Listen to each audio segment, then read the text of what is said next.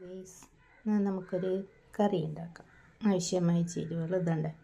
ഉള്ളി അരിഞ്ഞ് വെച്ചിട്ടുണ്ട്, ഇഞ്ചി, വെളുത്തുള്ളി, ടൊമാറ്റോ എല്ലാം അരിഞ്ഞ് വെച്ചിട്ടുണ്ട്. ചട്ടിയിൽ എണ്ണ ഒഴിച്ചിട്ട് എണ്ണ ചൂടായി വരുമ്പോൾ നമുക്ക് കടുകിടാം. കടുകിടാണ്.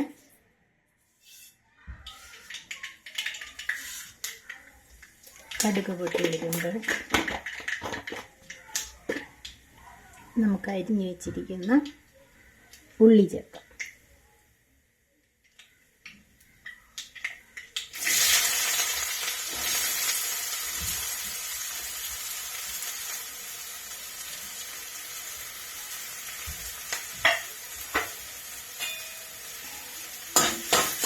ചേർത്ത് ഉള്ളി വഴണ്ട് വരുന്നത് വരെ ഉള്ളി ചേർത്ത് ഉള്ളി നന്നായി വഴണ്ട് വരണം.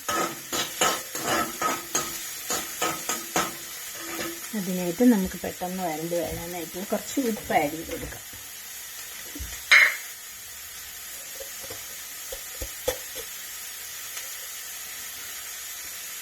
ഒരൽപ്പം ഉപ്പ് ആഡ് ചെയ്ത് കൊടുക്കാം.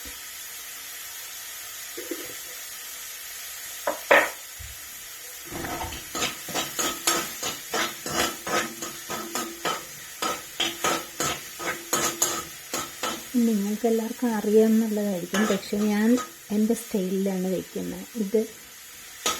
ഇത് കഴിച്ച് കഴിഞ്ഞാൽ യഥാർത്ഥത്തിൽ ആർക്കും ഇഷ്ടമല്ലാത്തൊരു സാധനമാണ്. പക്ഷെ ഇത് വെച്ച് കഴിച്ച് കഴിഞ്ഞാൽ ഇറച്ചി മാറി നിൽക്കും. ബീഫിൻ്റെ അതേ ടേസ്റ്റോടുകൂടി നമുക്കിതുണ്ടാക്കിയെടുക്കാം. നിങ്ങൾ ഒരു പ്രാവശ്യം ഒന്നിത് വെച്ച് നോക്കൂ.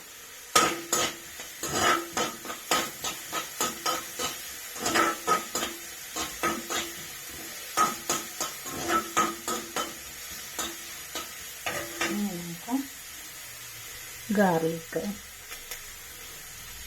ജിഞ്ചർ ആഡ് ചെയ്ത് കൊടുക്കുക.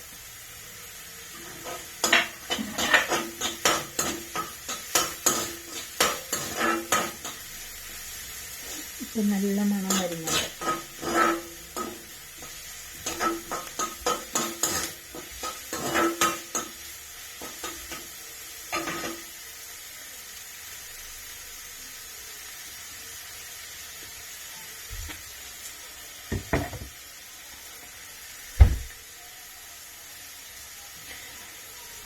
ഉള്ളി വഴണ്ട് വന്നു കഴിഞ്ഞാൽ ഉള്ളി കുറച്ചും കൂടി ഒന്ന് വഴണ്ട് കഴിയുമ്പം നമുക്ക് ടൊമാറ്റോ ആഡ് ചെയ്യാം.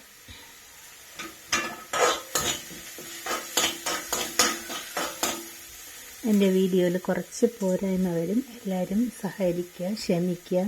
വീഡിയോ കണ്ടുകൊണ്ടിരിക്കുമ്പോൾ ഒന്ന് ലൈക്ക് ചെയ്യുക, ഷെയർ ചെയ്യുക, സപ്പോർട്ട് ചെയ്യുക. നിങ്ങൾക്ക് ഇഷ്ടപ്പെട്ടില്ല എന്നുണ്ടെങ്കിൽ ഡിസ്ലൈക്ക് ചെയ്തേക്കുക.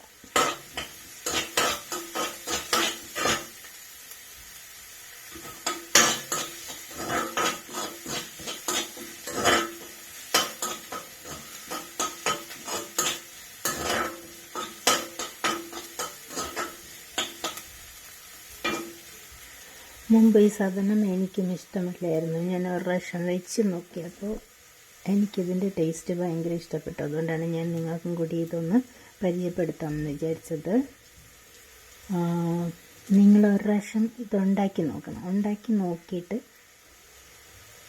അതിൻ്റെ ടേസ്റ്റ് ഇഷ്ടപ്പെടുവാണെങ്കിൽ വീണ്ടും ഉണ്ടാക്കുക. ഞാനിത് എൻ്റെ സ്റ്റൈലിലാണ് ഉണ്ടാക്കുന്നത്. പലരും പല രീതിയിലാണ് ഉണ്ടാക്കുന്നത്. ഞാനിത് എൻ്റേതായ സ്റ്റൈലിലാണ് ഉണ്ടാക്കുന്നത്.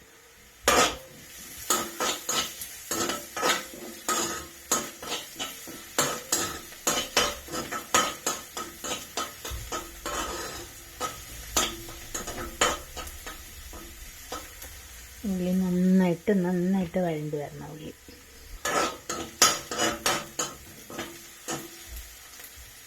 വീഡിയോ പിടിക്കാൻ ഇച്ചിരി ബുദ്ധിമുട്ടുണ്ട്. രണ്ട് കൈയും ഫ്രീ അല്ലാത്ത കാരണം ഞാൻ ഒറ്റയ്ക്ക് അത് ചെയ്യുന്നത്. അതുകൊണ്ട് ഇതിലെ പോരായ്മകൾ സദയം ക്ഷമിക്കുക.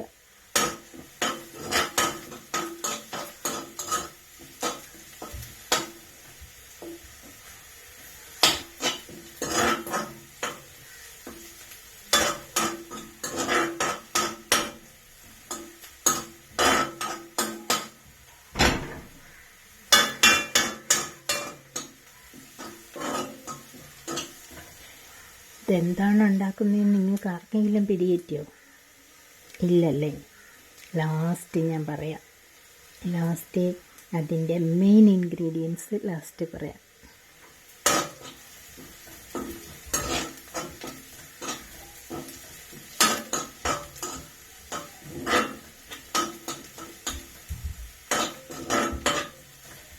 ഉള്ളി നന്നായിട്ടൊന്ന് മൂത്ത് വന്നോട്ടെ.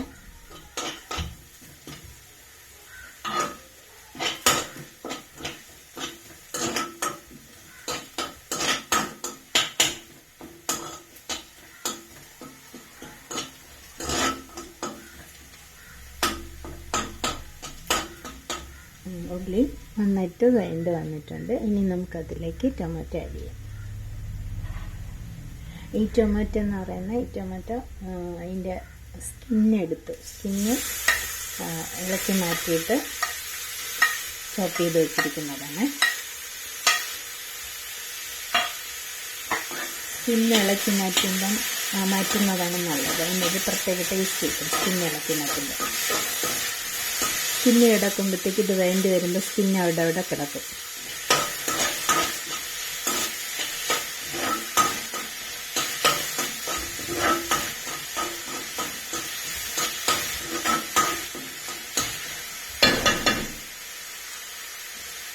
ഇനി നമുക്കൊരു 2 മിനിറ്റ് ഒന്ന് അടച്ച് വെക്കാം.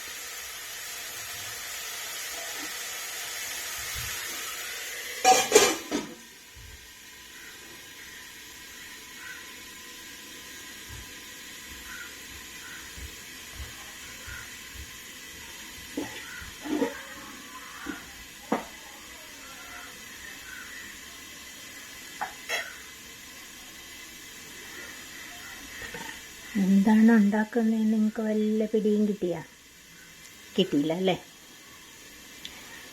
ഞാൻ ഉണ്ടാക്കുന്ന സാധനം ഇതൊന്ന് വേണ്ടി വരുമ്പോഴത്തേക്ക് നമുക്കിതിൽ ആഡ് ചെയ്യേണ്ട സാധനമാണ്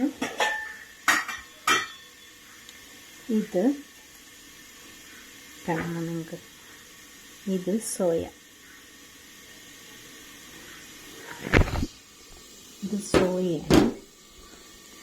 സോയ തിളച്ച വെള്ളത്തിലിട്ട് കുറച്ച് നേരം സോക്ക് ചെയ്ത് വെച്ചതിന് ശേഷം അത് നന്നായിട്ട് അതിൻ്റെ വെള്ളമൊക്കെ പിഴിഞ്ഞ് കളഞ്ഞതിന് ശേഷം കുറച്ച് മുളക് പൊടിയും മല്ലിപ്പൊടി, ഗരം മസാല പൗഡർ, ഇത് 3 കൂടെ മിക്സ് ചെയ്ത് കുറച്ച് സമയം, ഒരു അരമണിക്കൂർ വെച്ചാൽ അത്രയും നല്ലത്. അല്ലെങ്കിൽ അറ്റ്ലീസ്റ്റ് ഒരു 10-15 മിനിറ്റെങ്കിലും വെക്കണം. മാരിനേറ്റ് ചെയ്ത് വെച്ചതാണ്. ഇതിനി വേണ്ടി വരുന്ന സമയത്ത് ഇതെടുത്ത് നമുക്കതിലിട്ട് നന്നായിട്ട് നല്ല ഡ്രൈ ആക്കി എടുക്കണം. നല്ല ബീഫ് പോലെ ഇരിക്കും. നല്ല ഡ്രൈ ആക്കി എടുക്കുമ്പോഴത്തേക്ക്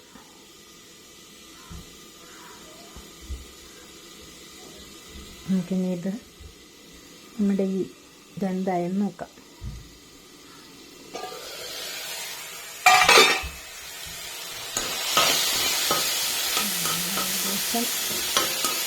ടൊമാറ്റോ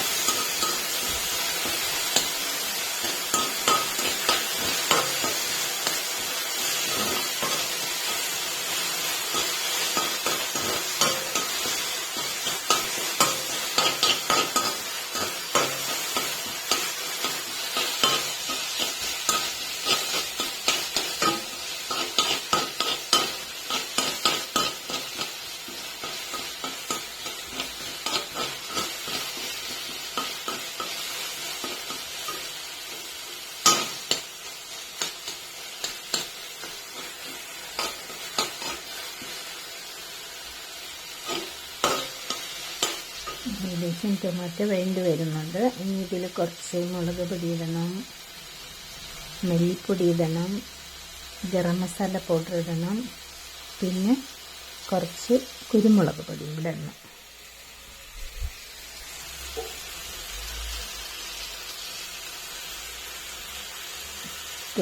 നമുക്ക് കുറച്ച് മസാലാസ് ആഡ് ചെയ്യാം.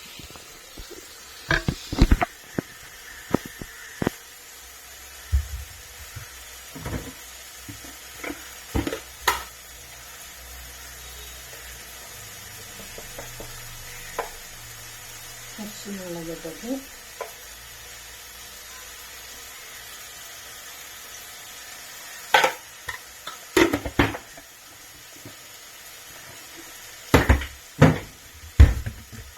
കുറച്ച് മുളക് പൊടി ഇട്ടിട്ട് കാരണം കുറച്ച് നമ്മൾ മാഗ്നേറ്റ് ചെയ്ത് വെച്ചിരിക്കുന്നതിൽ മുളക് പൊടി ഇട്ടിട്ടുണ്ട്. അപ്പോൾ കുറച്ച് നോക്കിയിട്ട് എരിവൊക്കെ നോക്കിയിട്ട് ആഡ് ചെയ്താൽ മതി. പിന്നെ കുറച്ച് മല്ലിപ്പൊടി എല്ലാം ശകലം ഇട്ടാൽ മതി. കാരണം ഇത് നമ്മൾ ഡ്രൈ ആക്കിയാണ് എടുക്കുന്നത്. അപ്പോൾ അത്രയ്ക്ക് ഗ്രേവി ആയിട്ടല്ല, ഡ്രൈ ആക്കിയാണ് എടുക്കുന്നത്. അപ്പോൾ മസാലാസ് നോക്കിയിട്ടാൽ മതി. എന്നിട്ട് വീണ്ടും ഇളക്കി കൊടുക്കുക.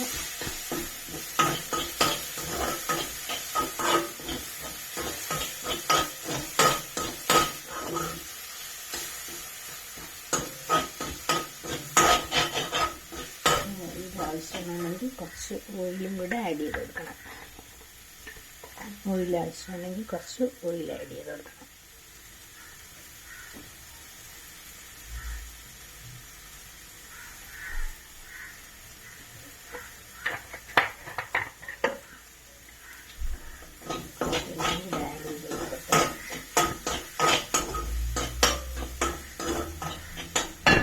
ഇനി നമുക്ക് മാഗ്നേറ്റ് ചെയ്ത് വെച്ചിരിക്കുന്ന സോയ ഇട്ട് കൊടുക്കാം.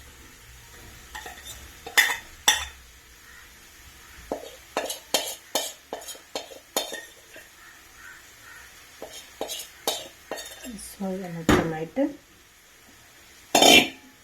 ഇട്ട് കൊടുത്ത് നന്നായിട്ട് വരയ്ക്കണം.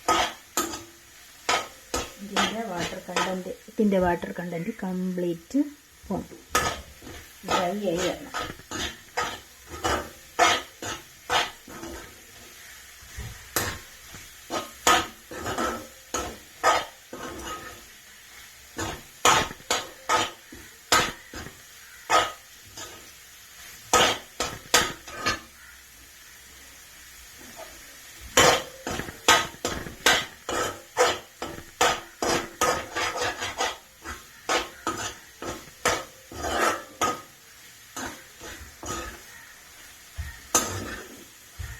ഇതിൽ നമ്മൾ എത്ര പിഴിഞ്ഞെടുത്താലും സോയയിൽ ഒത്തിരി വെള്ളം കാണും. അപ്പോൾ അത് മൊത്തം ഡ്രൈ ആയി വന്നാലേ ഇത് ടേസ്റ്റ് കിട്ടും. ഇല്ലെങ്കിൽ ഒരുമാതിരി വെള്ളം നിറഞ്ഞിരിക്കുമ്പോഴത്തേക്കൊരു ബാഡ് ആയിട്ട് തോന്നും. ഒരു വെള്ളം നിറഞ്ഞിരിക്കുമ്പോൾ അതൊരു ടേസ്റ്റ് ഇല്ലാത്ത പോലെ തോന്നും.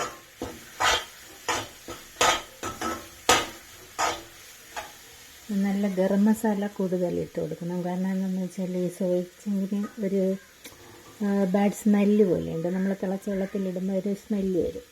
അപ്പോൾ ഗരം മസാല ഇടുമ്പോൾ ശരിക്കും ഇതിൻ്റെ മണം വരുന്ന എന്തെന്ന് വെച്ചാൽ നമ്മൾ ഇറച്ചി വയ്ക്കുമ്പോൾ അതാണ് ഇറച്ചി മസാല എല്ലാം ഇടുന്നത്. അതായത് ഇറച്ചി ഇടാതെ ഇതിൽ കിട്ടും എന്ന് പറഞ്ഞാൽ ഇറച്ചി തിന്നും പോലെയല്ല, പക്ഷെ ഇറച്ചി തിന്നണ ഇറച്ചിയുടെ അതേ ഒരു ടേസ്റ്റ് കിട്ടും.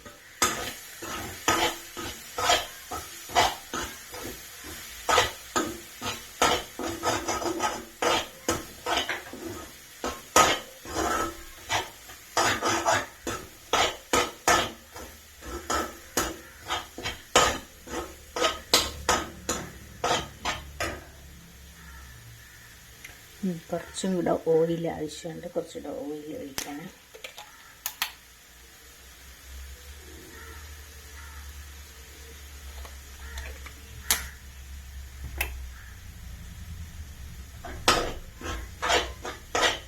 ഞാനിത് വെളിച്ചെണ്ണയിലാണ് ഉണ്ടാക്കുന്നത്.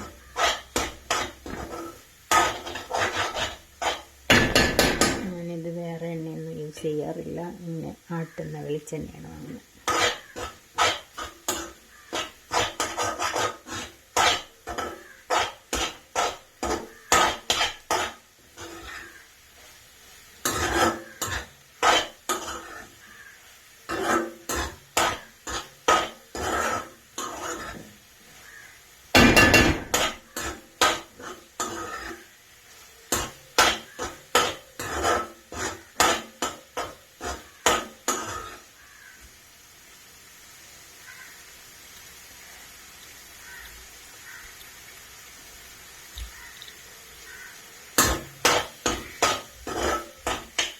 ഈ സമയം നമുക്കിതിൽ ഉപ്പൊക്കെ ഉണ്ടെന്ന് നോക്കാം.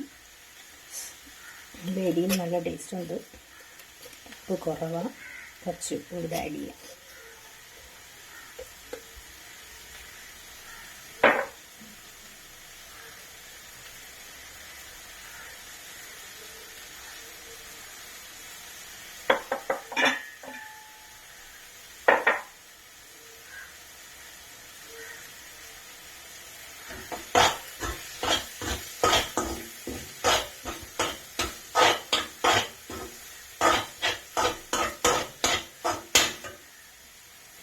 കുറച്ച് മെനക്കെട്ട് നന്നായിട്ട് നമ്മൾ ഡ്രൈ ആക്കി എടുക്കണം. പെട്ടെന്ന് ഹർബറി ആക്കി എടുത്താൽ ആ ടേസ്റ്റ് കിട്ടത്തില്ല.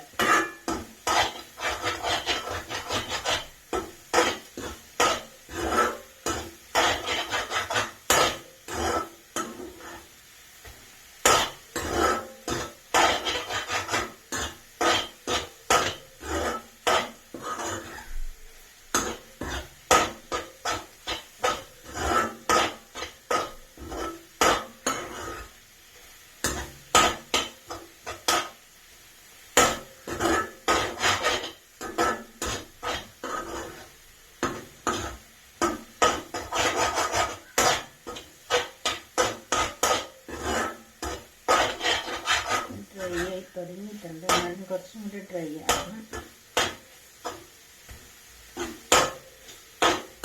കുറച്ചും കൂടി കുരുമുളക് പൊടി ഇടുമ്പോഴാണ് ഇതിൻ്റെ ടേസ്റ്റ് കളറ് മാറുന്നത്.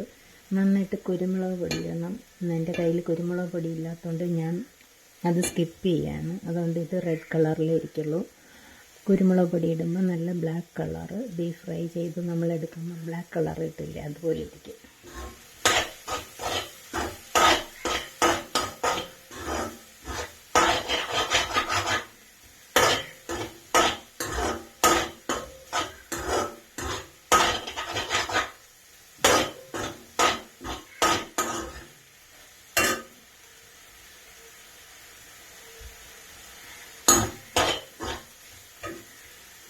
ചോറിനും പുട്ട്, ചപ്പാത്തി, അപ്പം എല്ലാത്തിനും നല്ലൊരു കോമ്പിനേഷനാണ്. ചോറിന് ഇത് മാത്രം മതി, വേറെ കറിയുടെ ആവശ്യമൊന്നുമില്ല. നല്ല ടേസ്റ്റിയാണ്.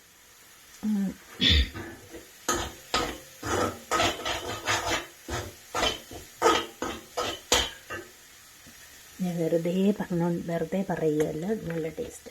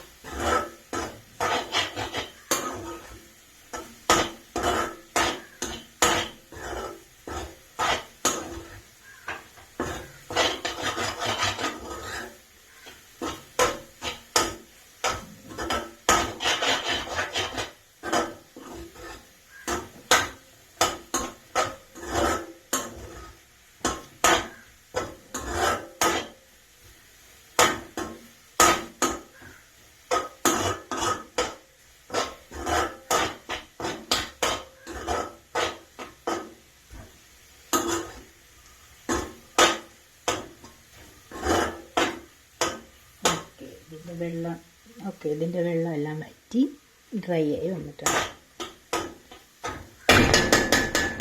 ഇനി നമുക്ക് തീ ഓഫ് ചെയ്യാം.